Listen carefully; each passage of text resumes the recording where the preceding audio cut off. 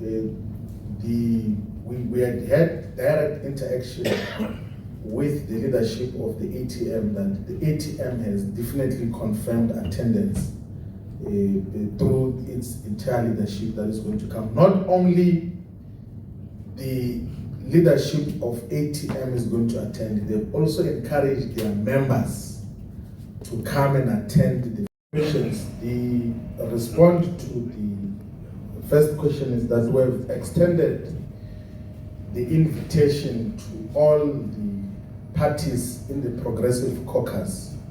So we're extending the invitation to the Economic Freedom Fighters, to the African Transformation Movement, which is the ATM, to the National Colors Congress, and then to the African Unity Congress, which is part of the Progressive Caucus.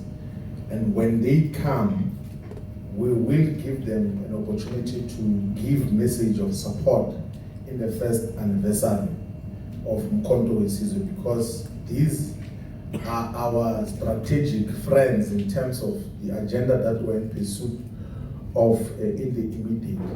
We know, as a matter of fact, because we